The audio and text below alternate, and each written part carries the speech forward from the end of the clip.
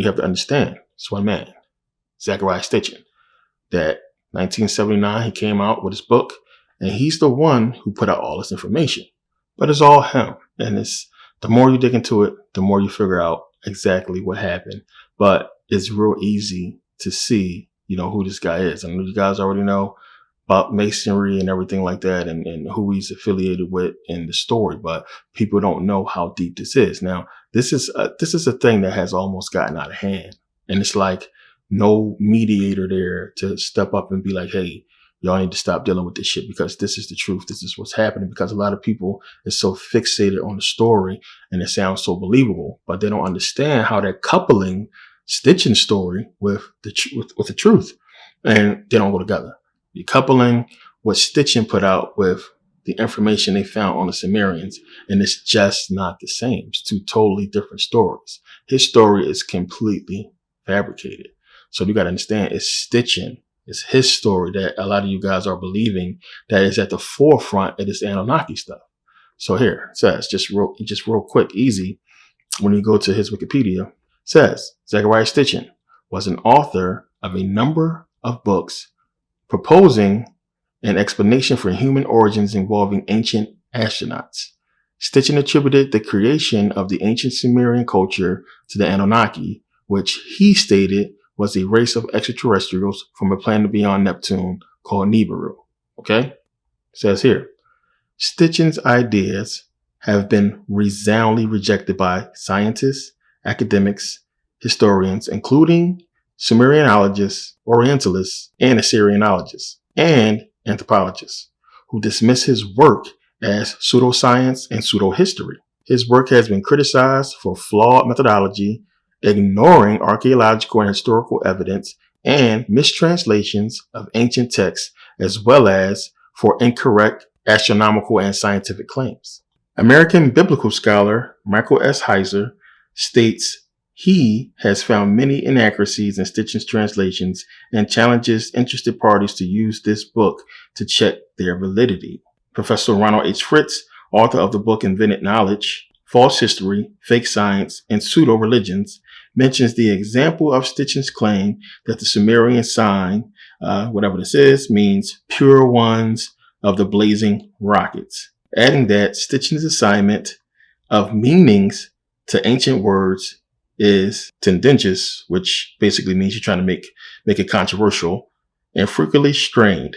Fritz also commented on Stitchin's methodology, writing that when critics have checked Stitchin's references, they have found that he frequently quotes out of context or truncates, which means basically like to shorten his quotes in a way that distorts evidence in order to prove his evidence is presented selectively and contradictory evidence is ignored. Stitchin bases his arguments on his personal interpretations of Egyptian and Sumerian texts. In the seal VA-243, Stitchin wrote that these ancient civilizations knew of a 12th planet when in fact they only knew of 5. Hundreds of Sumerian astronomical seals and calendars have been decoded and recorded, and the total count of planets on each seal has been 5. Seal VA-243 has 12 dots that Stitchin identifies as planets. When translated, seal VA-243 reads, "You're his servant," which is now thought to be a message from a nobleman to a servant. According to Heiser, the so-called sun on the seal VA-243 is not the Sumerian symbol for the sun, but is a star, and the dots are also stars. The symbols on seal VA-243 has no resemblance to the hundreds of documented Sumerian sun symbols. Okay, real quick. This is, seal VA-243. You guys have seen this before when you've seen Stitchin showing this. Now, the whole thing with this is, he wants to say that, you have the sun in the middle, which us today will look at it and say, yeah, that's the sun, and that's planets around it. Now, they're telling you from everything they found with the Sumerians. And this is another thing you got to understand. Like there is about, you can count them on one hand. There's about 3 or 4 people on the planet, the entire world, that can read Sumerian. And it takes so much to do it. Stitchin is supposedly self-taught. Any one of those people who can actually read ancient Sumerian, I tell you, he don't know a lick. he don't know what he's talking about. He don't understand. They're all on video. A lot of them came out and spoke about this, and I just read some of the stuff that they had to say. But the man is bonkers when it comes to a lot of the stuff. But the seal will get most people, because you'll look at it and you'll see clear as day, that looks like the sun. What else could it be? And, they're telling you everything that they found as far as the symbols for the sun, that's not it when you have these dots around it. Something completely different. So what we know, you got to understand, everything in the ancient world, when we're talking about the Bible, everything that's in the Old Testament, as I said before, is dealing with Saturn. Saturn as being the primary sun. Plain and simple. And this is what it's talking about. So the Sumerians exclusively dealt with Saturn. Plain and simple. They dealt with Saturn. So even when you go into the Bible, when it's talking about Remphian, as I showed you guys before, even in the book of Acts, and you got to think about the Old Testament, the gods that they was worshiping, Moloch, the bull calf god, and Baal, all of it has to go back to Saturn. Plain and simple. So this is really this. Now, when you see it, it makes more sense. That's Saturn in the middle. And then he said, what I just read, that those are not planets, those are stars. So what do you see that is showing you around Saturn is constellations, which would be stars. It's not our sun. So when you look at the ancient symbols, I showed you guys these before, you can clearly see three, figures. You got a sun, you got a moon, and you have another sun. As I talked about before, we had two suns. Every ancient civilization that's ancient is talking about this. This is what they depicted. We have even older references showing two suns and a moon. So you even have it before when it's just two suns. And you have ancient civilizations referring to a time where there wasn't no moon, and the moon just, came out of nowhere. This is why you had the book, Who Built the Moon? It's really weird. So as you've seen in the story, that, Earth, supposedly a satellite or a moon of Saturn. And this was during human time when people could actually see this, and something happened. Now, that something that happened to me is what caused this, this fall of man, they would say, or this, whatever caused man to go in hiding or go underground or go wherever we went when this catastrophe obviously happened. So everything changed for whatever reason. So this is kind of sort of where history picks up on. So if you take it back to Genesis and you see that, okay, it's really talking about, the fall, Saturn falling as a sun, Jupiter being God. I showed you guys all this about Jupiter being God and everything like that. And then we have this beginning of civilization, which Genesis, not realizing that, it was civilizations before us, kind of sort of hinting, in a esoteric way to Genesis 1, where you have people that was created before Adam and Eve. And that's esoteric as well, as I got into. But it kind of works both ways. But you got to look at that. And this whole thing with just accepting, this information and not really looking deep into it, especially for a story like this, you got to really dig deep, because the information is right there. It's right there. So what you have with the Sumeria Empire, this connection with Saturn, and we see it.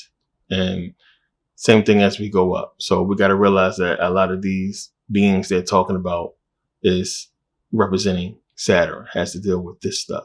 So Old Testament, it's all Saturn worship. Just that simple. And then you start putting together with the Old Testament being Jewish, with the Jews, talked about this. And you have, the black robes, the square of Saturn, the tefillin that they wear, all the stuff goes back to Saturn, all that stuff.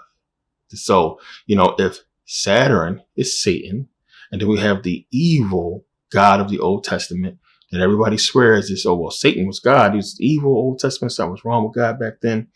And then we have Jesus in the New Testament representing the sun we see today, which, Saturn will be the dark sun. They call it black sun, black square. Then this is, the light. And you can look at it in different ways esoterically. Ancient times, dark skin, black sun, black people. We ruled.